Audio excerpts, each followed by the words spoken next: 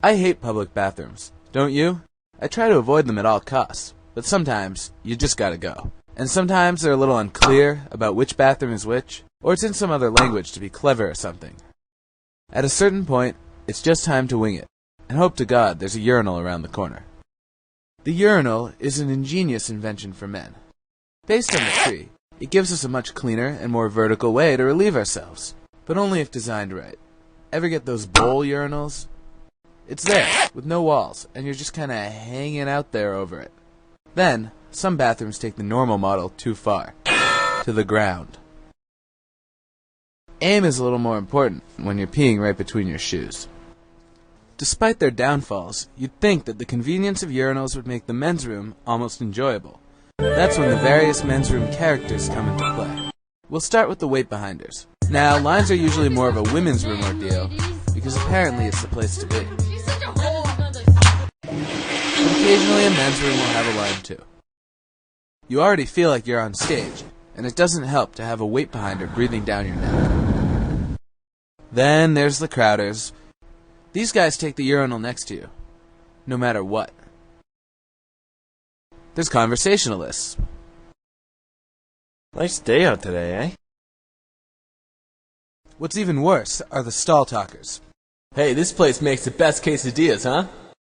And what about those stall cell talkers? Oh, hi, honey. Oh, yeah, I definitely remember our anniversary. Oh, her, she's nobody. She's just a friend. I think I'm losing signal. I'm gonna go. And then there's these dads who take their young daughters to go in the men's room. Daddy, look! He make a potty, too! Come on, Angel, don't look. I know it's the only thing they can do if Mom's not around, but I always feel like I'm creepy just for being in there. Okay, so obviously going number one in a public bathroom isn't as easy as it sounds. God forbid an intestinal situation arises that requires your immediate attention. That's when you need to enter the stall. Secure the handicap stall immediately if possible. It's like a little apartment in there. But of course, that's the first one to go, and that's when you end up in one of the regular stalls. A stall is like a little tomb with a toilet in it. And to make things difficult, the doors open in. You practically have to stand in the toilet to close the door again. Then there's these stalls that don't lock. The lock is ever so slightly offset. You might have also stumbled into one of those poorly constructed stalls. You know, the ones where the crack between the door and the wall is huge. It's like a window. Once you sit down, it's time to relax and do your thing. Unless you're on one of these automatic toilets. These toilets have an evil red eye that watches you, deciding when to flush. When you want it to, it refuses. I'm afraid I can't do that. But when you least expect it, the toilet attacks you with a cold, dirty jacuzzi for your backside. The stall does provide you with plenty of reading material. Some kid will write something, and of course, another kid, deeply offended, will have to respond the only way he knows how. Touché. Amazingly, the argument continues. These kids could be best friends, but little do they know that an intense battle is raging right behind the bathroom doors. When I was in high school, the bomb threats would always be bathroom graffiti. You'd read when it was all gonna go down, and you'd be like, "Can you give me 5 more minutes?" Once you're done doing your business and reading the wall, it's time to wipe. Now, toilet paper in your private bathroom at home faces out from the wall. For easy access, public bathroom TP is turned on its side, and encased in armor. It even includes a blade, because they feel people are too weak to rip thin paper. But what ends up happening is that the angle is as awkward as possible, and you end up cutting yourself on the blade. And once you finally get a piece, you realize that the toilet paper stinks. So you're all wiped.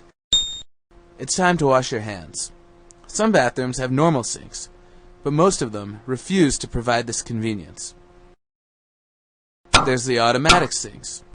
These are like the toilets, but the evil red eye is hidden, so getting them to work is even more of a challenge.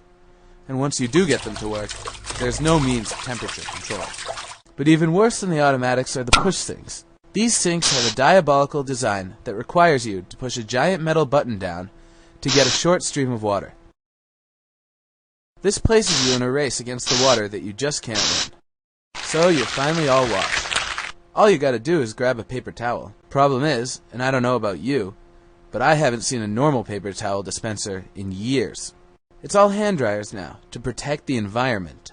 There's not much to say about these hand dryers except that they simply don't dry your hands. You'd be better off with an old guy and a straw. Lately, I've seen some of these new super rocket-powered hand dryers. They blow so hard it feels like your skin is gonna fall off. But you know what I noticed? Your hands still aren't dry. So there you have it. Everything that's wrong with the public bathrooms of today. Sure, some are content to just sit down, do their business, and walk out. But I say, if you're not part of the solution, you're part of the problem. Hey, shut up!